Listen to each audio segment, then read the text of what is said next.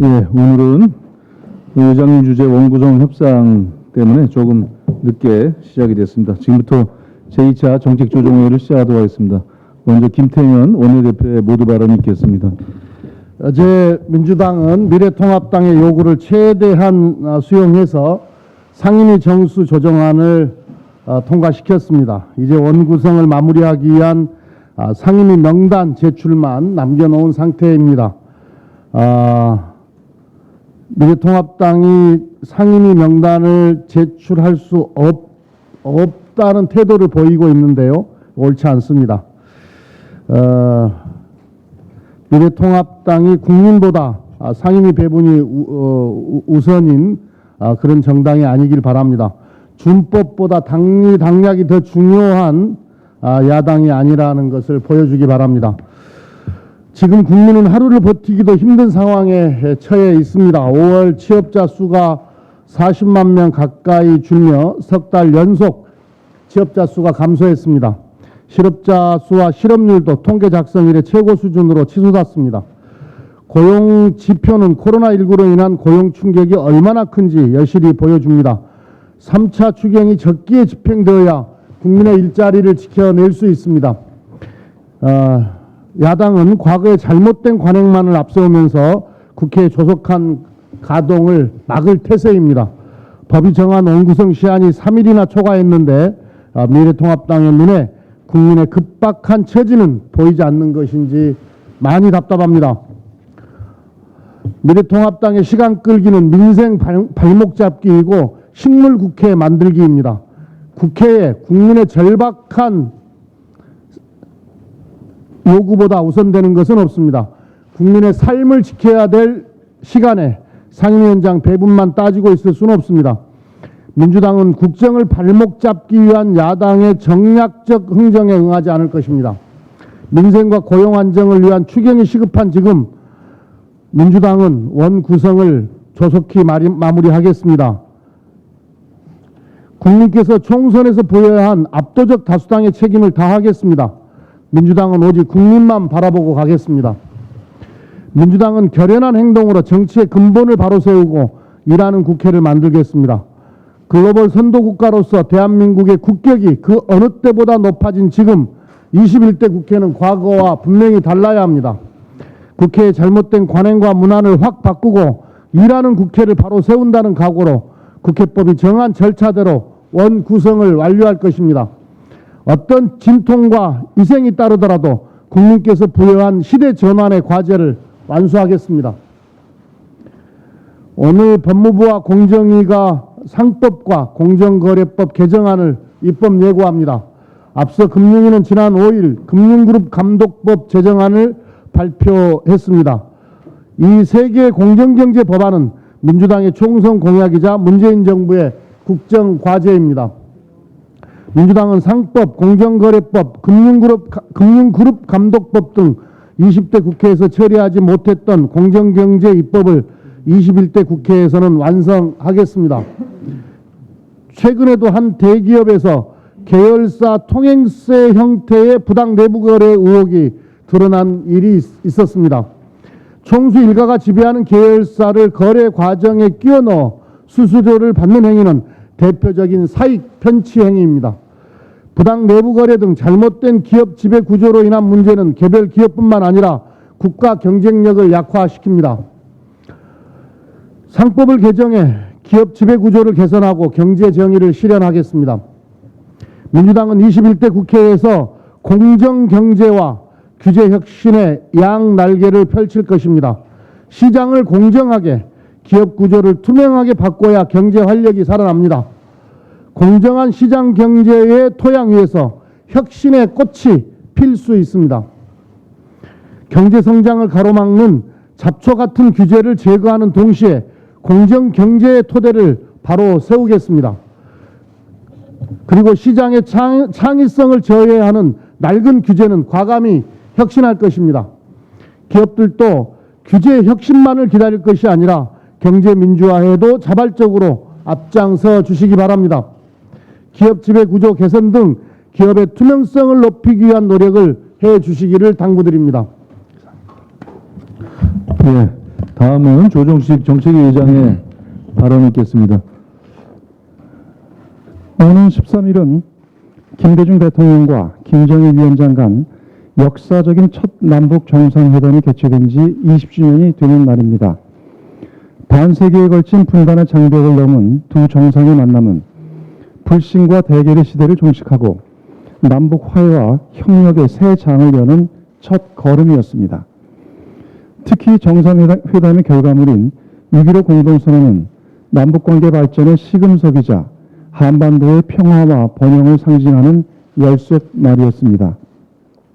뒤이은 14선언과 판문점 선언, 그리고 평양선언 모두 6.15 공동선언이 초석이 되어 쌓은 믿음과 신뢰가 있었기에 가능했던 결과물입니다. 비록 최근 대북전단 무단 살포 문제 등을 둘러싼 북한의 반발로 남북관계가 경색되긴 했지만 20년 전 남북이 함께 두 손을 마주 잡았던 그 정신을 되새긴다면 얼마든지 슬기롭게 극복할 수 있다고 확신합니다. 난관에 봉착한 남북관계를 푸는 가장 확실하고 빠른 길은 기존의 합의사항들을 철저하게 준수하는 것입니다. 우선 핵심 현안으로 대두된 대북 전단 문제는 판문점 선언 정신에 따라 단호하고 과감한 조치를 취해야 합니다. 정부는 어제 접경 지역에서 대북 전단 및 페트병 등을 무단으로 살포한 탈북자 단체에 대해 고발 및 법인 설립 허가 취소 절차에 착수하기로 결정했습니다. 매우 당연하고 적절한 대응이라 평가합니다. 이들 탈북자 단체들의 거듭된 위법적이고 돌출적인 행동은 남북 간 불필요한 긴장을 조성했고 접경지역 주민들의 생명과 안전에도 위험을 초래해 왔습니다. 반복되는 불법 행위를 이번 기회에 뿌리 뽑아야 합니다. 특히 향후 유사한 시도가 또다시 발생할 경우 강력하게 대처해 줄 것을 관계 당국에 당부합니다. 남북관계의 지속적이고 안정적인 발전을 위한 제도적 기반을 마련하는 것도 중요한 과제입니다. 더불어민주당은 지난 20대 국회에서 처리하지 못한 남북관계 발전 관련 입법 사항들을 최대한 신속하게 처리하겠습니다. 아울러 판문점 선언 국회 비준 당론 채택을 준비하겠습니다. 미래통합당도 남북 문제를 정쟁화하려는 시도를 즉각 중단해야 할 것입니다. 지금은 여야를 떠나 초당적인 협력이 필요한 때입니다. 올해가 한반도 평화와 번영의 또 다른 출발점이 될 수 있도록 야당도 함께 힘을 모아주기 바랍니다. 코로나19 사태 장기화로 글로벌 경제가 극심한 동반 침체 상태로 접어들고 있습니다.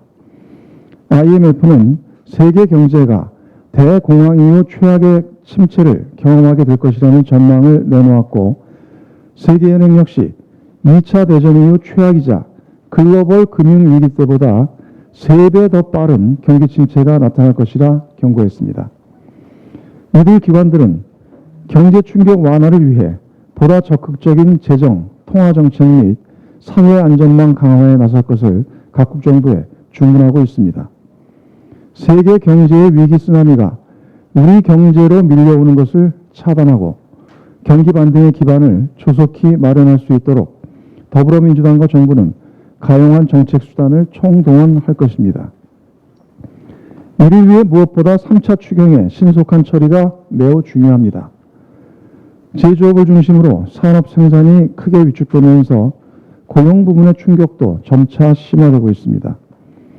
특히 어제 발표된 5월 고용 동향에 따르면 감소폭이 4월에 비해 축소되긴 했지만 취업자 수가 전년 동월 대비 약 39만 명 감소했습니다.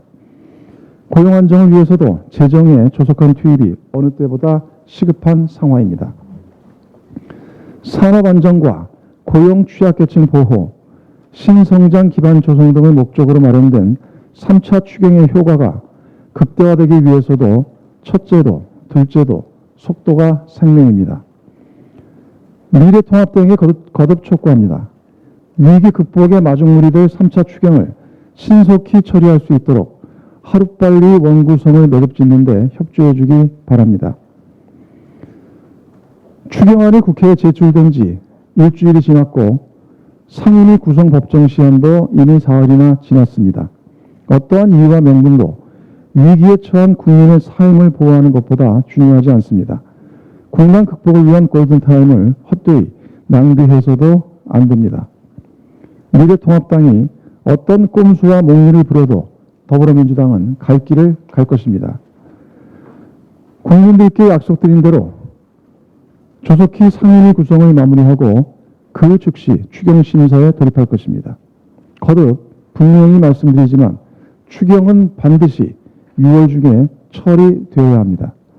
미래통합당의 전향적 입장 변화를 다시 한번 촉구합니다. 네, 6월 중 추경을 반드시 처리하려면 조속한 원구성 협상 타결이 필요합니다. 다시 한번 강조드립니다. 최저임금 협상 관련해서 한 말씀 드리겠습니다. 오늘 사회적 대화기구인 최저임금위원회가 전원회의를 열고 내년도 최저임금을 결정하기 위한 심의를 시작합니다. 작년의 경우 예년보다 늦은 5월 하순에 심의가 시작됐으나 올해는 코로나 사태 등으로 더욱 지연된 시기에 최저임금 협상이 시작이 됩니다. 법정 시한인 이달 29일 맞추기에 매우 빠듯한 일정입니다. 특히 올해는 외환위기보다 더 극심한 보건경제 복합위기로 마이너스 성장률이 예고될 정도로 경제와 민생이 어려운 상황입니다. 이에 따라 최저임금에 쏠리는 사회적 관심도 그 어느 때보다 커질 것입니다. 노사 양측이 일방적인 요구와 주장보다는 상대 입장을 경청하고 현 시국의 어려움을 두루 복합적으로 살피면서 열린 자세로 상생의 지혜를 모아 협상할 것이라고 기대합니다. 그러나 최저임금은 사안의 성격이나 고용, 노동, 환경 여건상 노사 어느 쪽도 양보가 쉽지 않은 것이 현실입니다. 사용자 측은 중소기업의 88%가 내년 최저임금 수준이 올해와 같거나 낮아야 한다고 응답했다며 감액까지 거론할 태세입니다. 노동계는 최저임금 동결은 저임금 노동자들의 생활을 어렵게 하고 소비를 위축해 경제를 더욱 악화시킬 거라며 외환위기 때도 최저임금은 인상됐다고 맞서고 있습니다. 이렇게 노사 양측 입장이 팽팽하지만 사용자와 노동자가 한 배를 탄 공동 운명체라는 것을 잊어서는 안 될 것입니다. 양보와 타협이 없다면 지금처럼 코로나19로 인한 어려운 상황에서 배는 앞으로 나가지 못하고 표류할 수밖에 없음을 항상 명심해야 할 것입니다. 지난 9일 국무회의에서 문재인 대통령이 모두가 사는 길을 찾기 위한 사회적 대타협을 강조한 것도 같은 맥락입니다. 우리 당과 문재인 정부는 최저임금을 둘러싼 사회적 마찰을 줄이기 위해 최선을 다하겠습니다. 또한 코로나 사태를 맞아 임시 일용직이나 특수고용노동자, 플랫폼 노동자 등 사회적 약자와 실직자의 고용생계 안전망을 법적, 제도적으로 보완하는 데 더욱더 노력하겠습니다. 미래통합당을 비롯한 야당도 함께 해줄 것을 촉구합니다. 그에 따라서 민심이 반영된 의석수에 기반한 21대 국회 원구성을 시급히 마무리해줄 것을 다시 한번 강력히 촉구합니다. 다음 발언은 허영 부대표께서 해주시겠습니다. 네, 춘천 철원 호천 양구 갑의 허영입니다.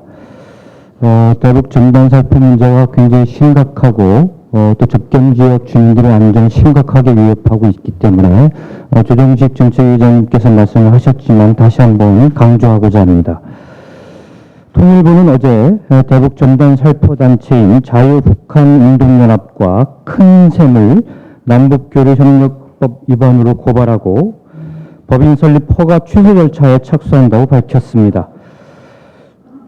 정부는 북한을 자극해 우발적 충돌을 일으킬 수 있고 국민의 안전을 크게 위협하는 대북전단 살포 행위를 과감하게 통제하고 위법 행위에 신속하게 대응해 주시기 바라겠습니다. 지방자치단체도 긴급 행정명령 등 가용할 수 있는 모든 공권력을 이용해 지역 주민의 안전을 지켜주시기 바라겠습니다.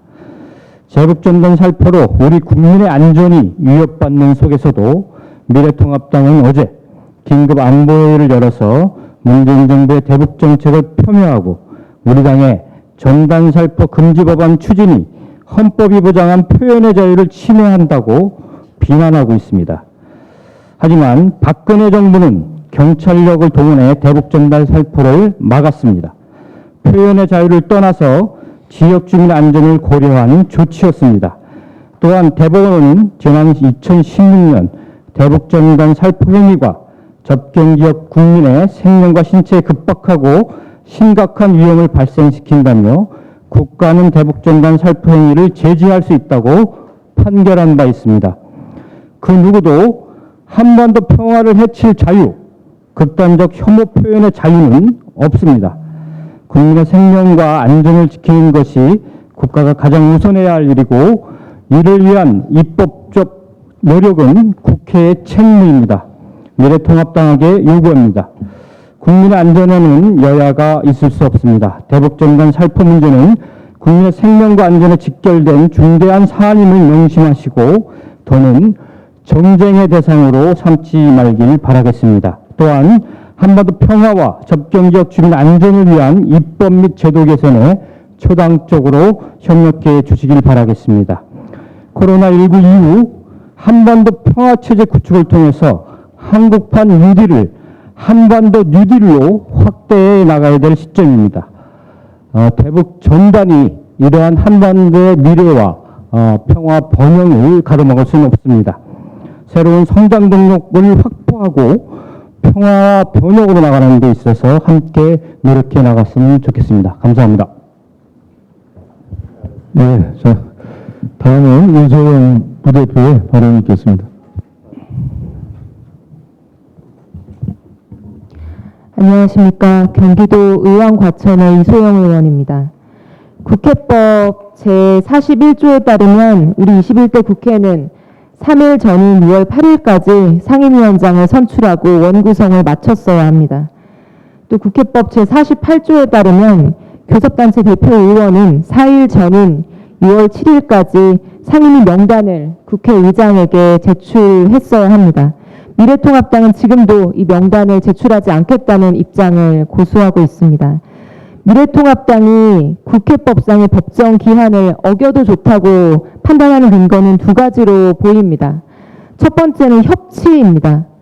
여야 합의가 되지 않았을 때는 법정 시한을 도과하더라도 계속 합의를 추구하는 것이 민주적이라는 것입니다. 두 번째는 관용입니다.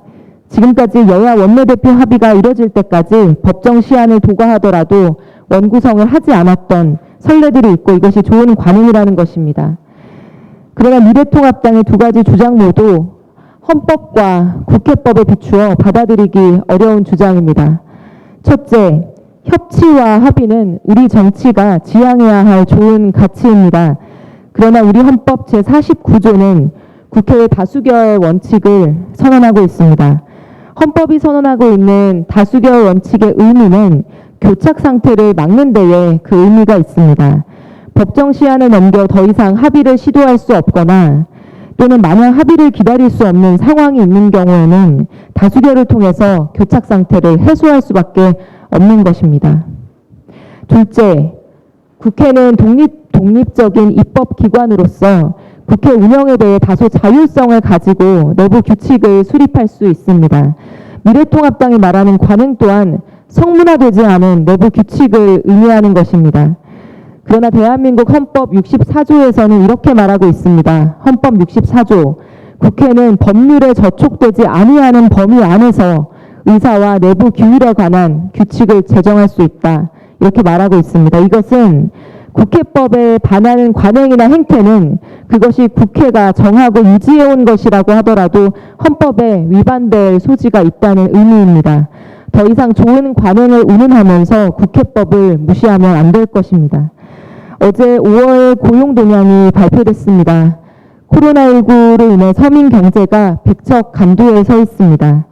정부는 이 경제 상황을 해결하기 위해서 최대 규모의 3차 추경안까지 제출한 상황입니다. 많은 소상공인들이 빚을 내서 매달 가게 월세를 내고 있습니다. 이 시간에도 중대재해들이 발생해서 노동자들이 일터에서 산재사고로 사망하고 있습니다. 또 올해 최악의 폭염이 예상됩니다. 온열 질환 사망자가 매우 크게 발생할 가능성이 높습니다. 7월, 8월에 폭염이 코앞에 와 있는데 제대로 된 대책 수립은커녕 논의조차 시작을 못하고 있습니다. 노약자와 취약계층에 대한 폭염 예방 정책 수립이 매우 시급합니다. 국민들이 이렇게 기싸움 말싸움 하라고 국회의원 뽑아준 게 아니라고 생각합니다. 하루라도 빨리 상임위원회를 열고 국회가 당장 국민들에게 필요한 일을 시작해야 할 것입니다. 감사합니다. 예, 이상으로 공개 발언 순서를 마치고 회의를 비공개로 종영하겠습니다. 언론 여러분들의 협조를 부탁드립니다.